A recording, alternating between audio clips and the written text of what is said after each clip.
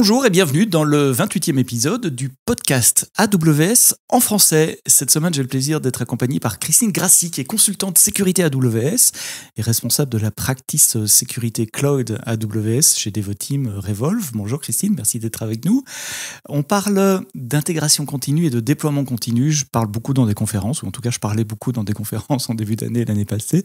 Je parlais souvent de CI/CD qui permet de déployer de manière plus fiable, plus rapidement, de réduire, excusez-moi pour l'acronyme, le time to market, le temps entre le moment où un développeur écrit du code et le moment où ce code est en production, parce que finalement, comme je le dis souvent en conférence, le seul endroit où du code est heureux, c'est en production.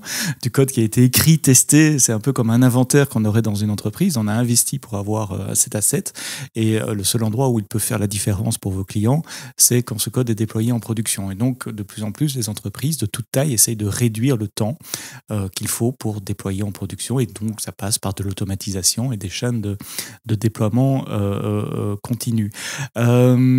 Cette automatisation et cette réduction de time to market dont je parle en conférence, est-ce que c'est un hype ou une réalité pour les entreprises aujourd'hui ? Mais si on voit effectivement à la hauteur des missions qui sont sollicitées auprès de Revolve, c'est effectivement une réalité. Que ce soit des petites ou des grandes organisations, toutes les entreprises commencent à avoir un pied dans la mise en place de chaînes CI/CD. Alors, elles sont pas forcément toutes rendues au même niveau de mise en œuvre. Elles n'ont pas forcément toutes les mêmes besoins, c'est pas forcément sur les mêmes périmètres, mais c'est tout à fait une réalité actuellement dans le monde IT. Donc, c'est plus la question de savoir si on va faire du CI/CD, c'est là maintenant, c'est plutôt comment on le fait de façon sécurisée. C'est de ça qu'on va parler dans cet épisode. Il y a plein d'avantages de mettre en place du CI/CD, j'en ai mentionné quelques-uns. Il y a la fiabilité également du déploiement, puisqu'on automatise le déploiement. A priori, le déploiement est plus sûr, on tourne des tests de façon automatique. Sur les chaînes les plus avancées, il peut y avoir des rollbacks automatiques également. Et donc, on n'a plus ce syndrome de « on ne déploie pas le vendredi après-midi parce qu'on a peur de ce qui peut se passer ». Au contraire, on déploie plusieurs dizaines de fois, plusieurs centaines de fois par jour. Un déploiement, c'est plus un Big Bang, c'est plus un événement qui doit mobiliser toutes les équipes IT pendant un week-end, comme dans certaines banques que j'ai connues au siècle passé. La fiabilité, mais c'est également un moyen de sécuriser les déploiements. Ton domaine à toi, c'est la sécurité. C'est quoi, en gros, la sécurité d'une chaîne de CI/CD ? Alors, la sécurité d'une chaîne de CI/CD, en fait, quand on parle de sujet, ça touche deux grands domaines. C'est la sécurité des composants de cette chaîne CI/CD, tout simplement. Donc, par exemple, c'est tout ce qui tourne autour des droits d'accès de ces composants. Quel composant a accès à quoi, et aussi qui a accès à l'environnement de production, puisqu'ultimement une chaîne CI/CD c'est fait pour pousser en production. Donc du coup, quels sont les composants et où les collaborateurs en arrière de ces composants qui ont accès à l'environnement de production. Donc le premier périmètre, c'est vraiment ça, la sécurité des composants de la chaîne. Et puis ensuite, cette chaîne CI/CD, elle porte, comme on l'indique, intégration et déploiement d'applications. Donc c'est être capable de vérifier la sécurité des composants applicatifs, des packages applicatifs qui utilisent la chaîne CI/CD. Donc, on peut penser à du code source ou à des gestionnaires de packages. Quand on parle de sécurité de la chaîne CI/CD, en fait, souvent dans la tête des gens, ce sont ces deux domaines qui sont distincts et complémentaires en même temps qu'on essaye d'adresser. La chaîne de CI/CD, elle va accéder à la production puisqu'elle peut déployer, donc elle doit avoir, en tout cas certains composants de cette chaîne doivent avoir des privilèges élevés. Donc tu es en train de dire ça, le fait de passer par du CI/CD, ça permet de mieux contrôler qui ou quoi a accès à la production. En gros, un admin système n'a plus besoin de se connecter en prod pour faire un déploiement, c'est la chaîne de CI/CD qui va le faire. Donc c'est un moyen de contrôle d'accès également ? Disons que à travers une chaîne CI/CD, on a la possibilité d'essayer de rationaliser, de standardiser la gestion des accès, et effectivement, si on impose que ce soit un développeur ou que ce soit un Ops d'utiliser absolument la chaîne CI/CD pour faire les mises en production, on permet de centraliser la gestion des droits d'accès. Et on évite effectivement, comme tu le disais, que n'importe qui puisse se connecter à l'environnement de production pour pousser ce qu'il veut comme il veut. C'est un des avantages de la chaîne CI/CD. Donc, trois aspects, trois périmètres. Qui a accès à la chaîne ? Qui peut pousser du code dans le tuyau ? À quoi la chaîne a accès ? essentiellement la prod, si on va jusqu'au déploiement en prod, mais je suppose que c'est pas toujours le cas. Et puis tu disais aussi que les applications déployées par CI/CD peuvent être plus sécurisées. Tu peux creuser un tout petit peu cette idée-là? C'est quoi cette idée d'augmentation de la sécurité des applications elles-mêmes? En fait, ce que je disais, c'était que les composants applicatifs qui sont portés par la chaîne CI/CD donc peuvent eux-mêmes présenter, contenir des failles de sécurité. Que quand on parle d'un projet de sécurisation d'une chaîne, il est important de parler de la sécurité des composants de la chaîne, mais il est important aussi de parler des composants applicatifs déployés à travers la chaîne. Concrètement, ce sont mes librairies tierces, par exemple, mes packages Node.js ou Python. On peut automatiser la vérification de ces packages pour s'assurer qu'il n'y ait pas de failles connues. Tout à fait. Et échouer un déploiement si jamais il y a des failles connues. C'est de ça. Disons qu'éviter qu'on pousse en production du code qui ne serait pas conforme à des bonnes pratiques de sécurité ou qui contiendrait effectivement des vulnérabilités majeures. Si je compare une chaîne, c'est un tuyau, c'est qui peut toucher le tuyau, mais c'est aussi la sécurité de ce qu'on met dans le tuyau, de ce qui passe et des lignes. Exactement. Quelles sont les grandes étapes d'une mise en place d'une approche sécurité sur une chaîne CI/CD? En fait, si on veut mettre en place un projet de contrôle d'une chaîne CI/CD, donc là, à chaque fois quand je prendrai ce terme, ce sera aussi bien le contrôle de la chaîne que le contrôle des applications, sachant qu'on peut mener l'un sans mener l'autre, et en général, c'est ce que font les entreprises parce qu'elles n'ont pas forcément la capacité, la maturité de tout mener de front. Mais les projets se mènent exactement de la même manière. Donc, ce qui est très important au début, c'est de bien définir quel est le périmètre des règles de sécurité qu'on va vouloir contrôler, dont on va vouloir contrôler la mise en œuvre à travers ces projets. Ensuite, de définir sur la partie, là, c'est la partie la plus technique, comment on va implémenter ces contrôles. Et est-ce qu'ils vont être manuels, par exemple, ou automatiques, à travers quels outils vont être faits. Ensuite, il y a de la mise en place de toute la partie de la surveillance en elle-même, qu'elle soit en continu ou qu'elle soit ponctuelle, à quel moment on la met, qui l'assure. Après, il va y avoir effectivement toute la partie de définition des alertes en cas de non-conformité, toute la remédiation, ce que j'appellerais à court terme, c'est-à-dire la faille ponctuelle identifiée, comment est-ce qu'on la corrige.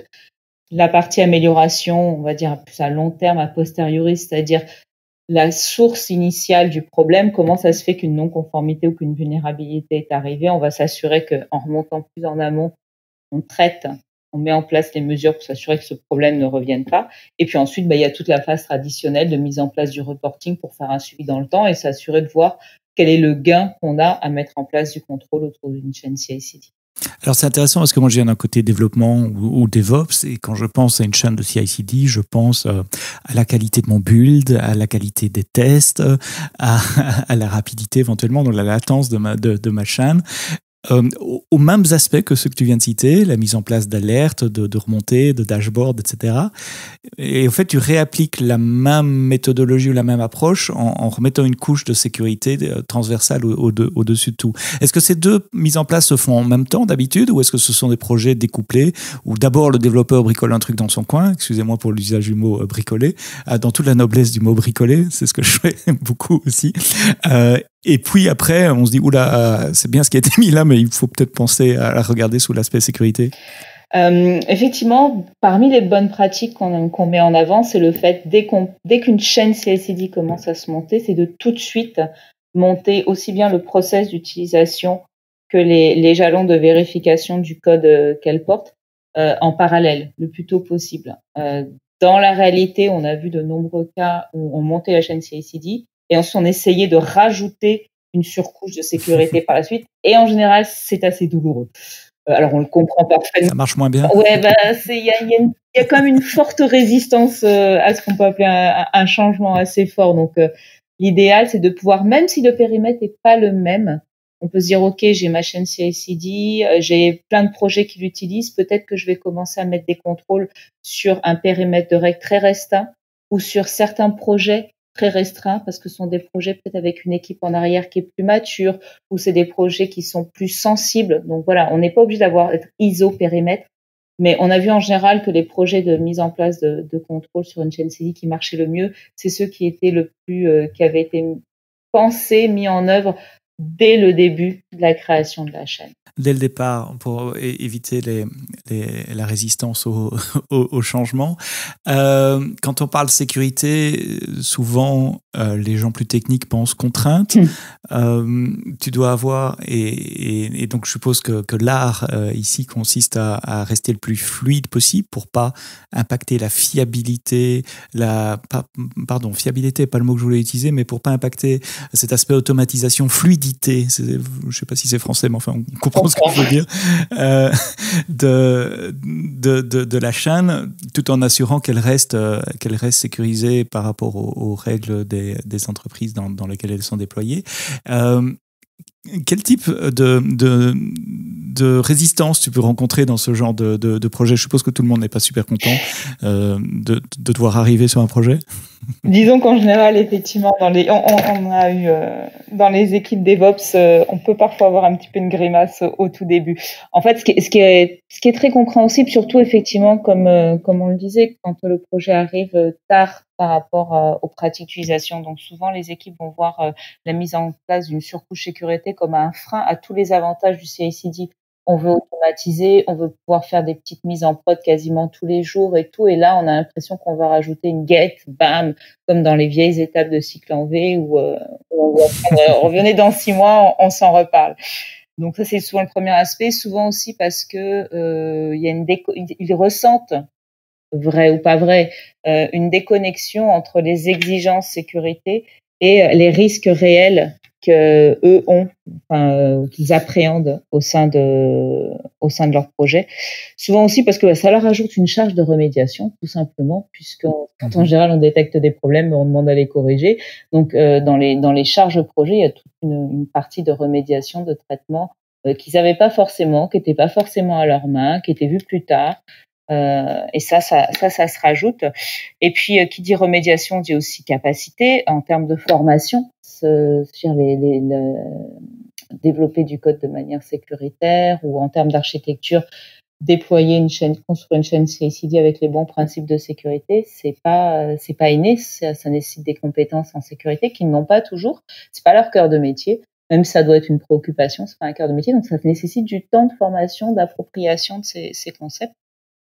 Et puis ensuite, il y a aussi la notion que souvent on va vouloir aller vite, donc en faisant des contrôles un peu one size fits all, c'est-à-dire voilà le même contrôle applicable à tous les projets. Les projets n'utilisent pas forcément tous les mêmes technos, ils n'ont pas forcément tous le même backlog technique, pas tous les mêmes contraintes, même historiques, et des fois un contrôle qui dans théorie peut être très pertinent, mis dans un contexte d'un projet particulier, fait pas forcément de sens, en tout cas pas de la même manière pour tous les projets. Et donc souvent cette volonté de dire j'ai un contrôle applicable à tous, c'est pas forcément le plus adapté, mais d'un point de vue sécurité, on peut dire que c'est plus rapide. Donc voilà, il y a toute une série de postures qui engendrent des résistances humaines. Il y a une composante psychologique à ton rôle également. Il faut pouvoir parler, comprendre, rassurer les développeuses, les développeurs. Beaucoup de communication en amont, pendant, après, et beaucoup de formation. Et du coup, mais ça rejoint l'idée quand on dit la sécurité, c'est pas quelque chose à part. La sécurité, c'est une façon de faire, c'est un minding. Donc ça nécessite en tout cas que les équipes sécurité et les équipes DevOps et les équipes Run, parce qu'on les oublie souvent les pauvres, mais c'est souvent eux qui vont aussi se retrouver à faire du travail de remédiation, que ces équipes travaillent dès le début ensemble quand on monte un projet de contrôle. C'est vraiment important que ce soit une co-construction, parce que les équipes DevOps vont pouvoir donner a priori toutes les contraintes et ou toutes les facilités, vont pouvoir expliquer comment est-ce que un processus de contrôle va pouvoir s'intégrer de manière le plus souple.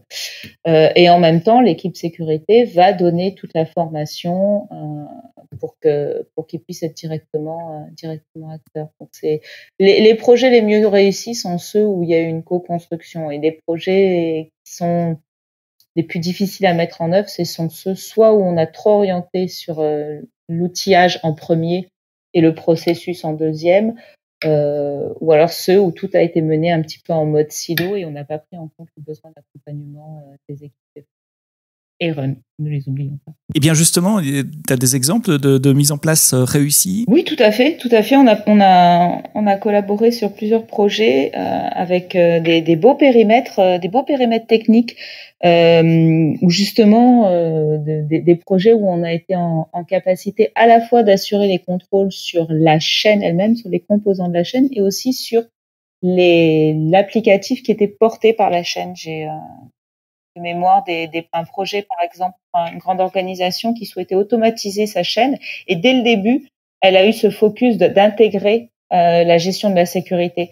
Donc, elle voulait notamment s'assurer de limiter, comme tu le sais au début, limiter des droits des devs pour s'assurer que n'importe qui ne pouvait pas pousser n'importe quoi en production, et puis s'assurer de pouvoir avoir des contrôles sur ce qui était porté par les chaînes CI/CD. Donc, ça a été fait avec tout un ensemble de services, notamment de services AWS et d'outils tiers de contrôle qui permettaient vraiment de mettre la sécurité au cœur de la chaîne de développement, d'avoir une vision en continu des non-conformités potentielles, et puis de garder toujours sous contrôle toute la production. Donc il y a des beaux projets techniques. J'ai aussi en tête l'idée d'un projet sur lequel on est intervenu, où on a pu à la fois faire de l'analyse de code Terraform, donc qui poussait l'infra des applications, de faire aussi l'analyse du code statique, donc du code applicatif, sur les dependency checks, sur les bonnes pratiques de sécurité, et de voir aussi, de vérifier la mise à jour des Dockerfiles sur les conteneurs, avec toute une série d'outils open source qui étaient connectés les uns aux autres, et on pouvait du coup s'assurer qu'avant chaque pré-commit, qu'il soit en local ou sur les conteneurs, les vérifications étaient faites. Donc dès le pré-commit, c'était fait sur tous les environnements, dès le dev jusqu'à la prod. Et on avait pu mettre en place aussi un aspect bloquant à partir de la pré-prod. Donc, il y avait de l'alerting sur la non-conformité, le problème de sécurité, jusqu'avant la pré-prod. Dès qu'on passait en prod, ça pouvait être bloquant. Donc, il y a des belles réussites techniques, et il y a beaucoup d'outils relativement matures. Il s'en crée même de nouveaux, quasiment, je te dirais, tous les jours. Donc, techniquement, on a de belles réussites. Le point qui est vraiment... C'est intéressant ce que tu dis. Le point commun de ces projets réussis, c'est l'intégration de la compliance, de la sécurité dès le début de la mise en place de la chaîne. On peut résumer ça comme ça? Disons que c'est un facilitateur. Ils sont pas tous arrivés au début, mais c'est sûr que plus on a réussi à le mettre au tout début, plus c'est passé plus facilement. Et il y a autre chose dans ce que tu dis aussi, avec des checks de pré-commit. Donc, en deux mots, le pré-commit, c'est ce qui se passe sur le poste du développeur avant même que le code arrive sur le serveur Git centralisé. Et donc, c'est aussi dans cette même idée de capturer les erreurs le plus tôt possible, quoi. Avant même que le code rentre dans la chaîne de CI/CD, on se lance déjà dans des tests sur le poste du développeur. Ouais, c'est correct? Tout à fait. Non, c'est un projet assez ambitieux et avec un beau résultat. Et puis, je suppose, comme tu fais ça à longueur de semaines et de mois, tu as aussi vu des projets où ça se passait plus mal. Donc, à contrario, c'est quoi les contre-exemples ou les choses à ne pas faire tirées de ton expérience? Donc, outre le fait qu'on me l'a cité tout à l'heure, d'attendre beaucoup trop longtemps pour mettre en place ce type de projet, et donc faire face à une résistance au changement assez importante, l'aspect clé, en fait, c'est vraiment, je reviens dessus parce que c'est fou, c'est vraiment l'aspect formation et communication. Par exemple, on met en place des contrôles, mais si on prend pas le temps de prévenir avant les développeurs des contrôles qu'on va mettre en place, d'expliciter quand il y a des erreurs, des messages d'erreur ou des blocages, d'où ça vient, et de fournir les connaissances sécurité pour éviter que les problèmes identifiés apparaissent, finalement, on a un très bel outillage, on a une très belle Cadillac en termes de CI/CD, mais on n'a pas les compétences et les capacités humaines en arrière pour régler les problèmes. Et du coup, ça rend un petit peu caduque les efforts, et ça crée du stress supplémentaire et de l'incompréhension supplémentaire entre les équipes sécurité et les équipes DevOps.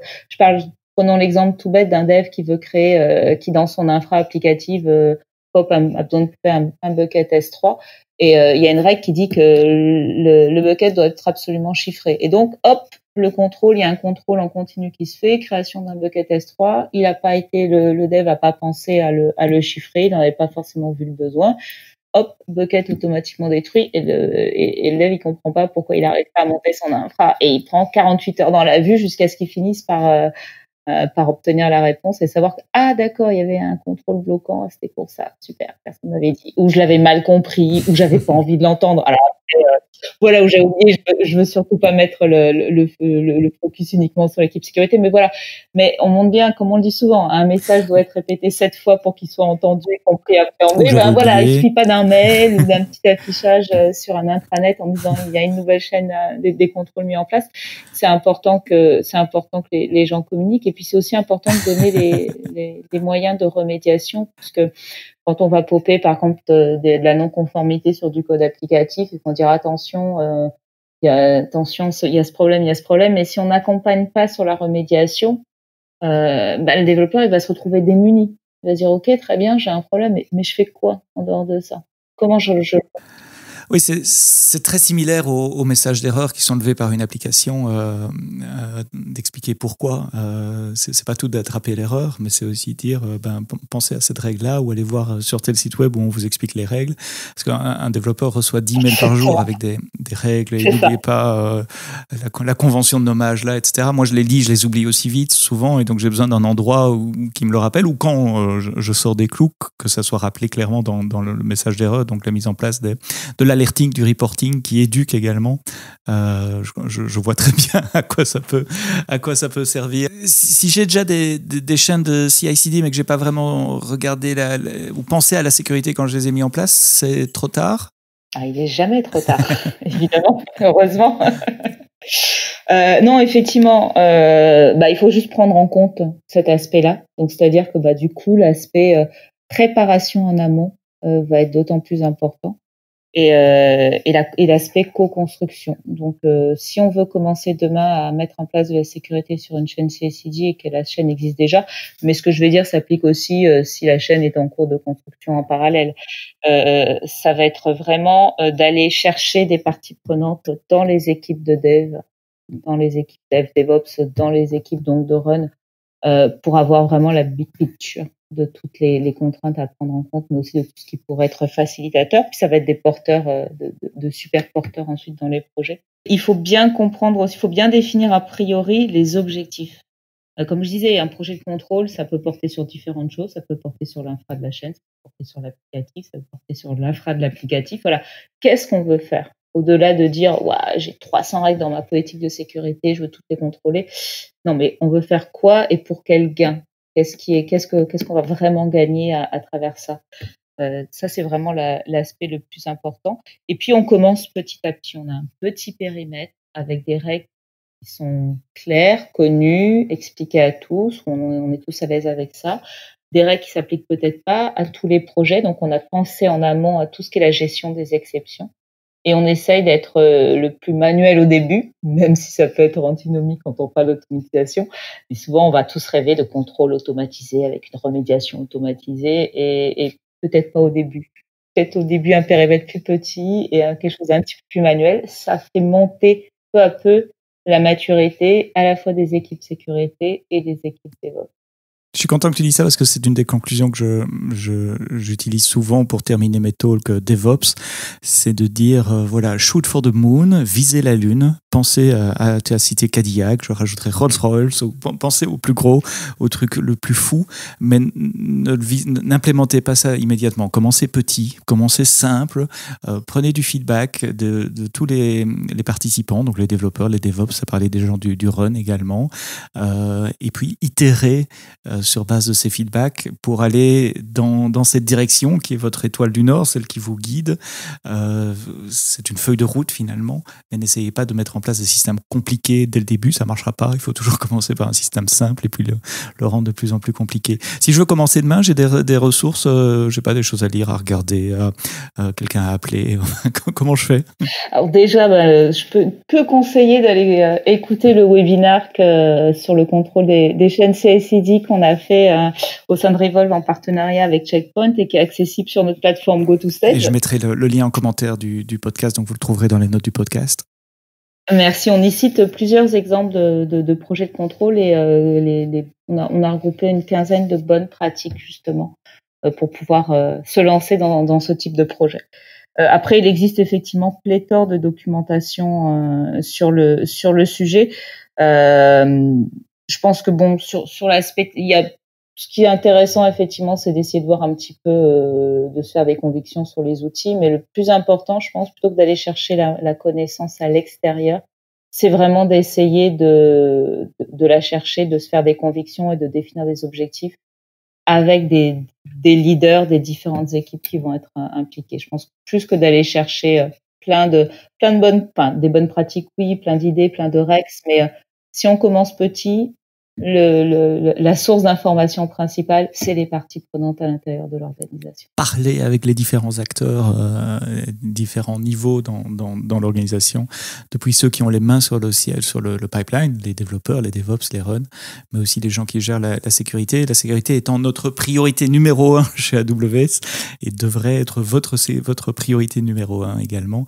C'est intéressant cette discussion, parce qu'on parle souvent de CI/CD, on parle moins en profondeur en tout cas moi je parle moins et je devrais pas de la sécurité des chaînes de CI/CD. Christine, merci d'avoir été avec nous avoir donné un tout petit peu de ton temps. Je mettrai des notes et des liens vers différentes ressources en notes de cet épisode de podcast. Merci de nous avoir prêté vos 2 oreilles. À très bientôt pour un prochain épisode du podcast AWS en français, et d'ici là, quoi que vous codiez, codez-le bien.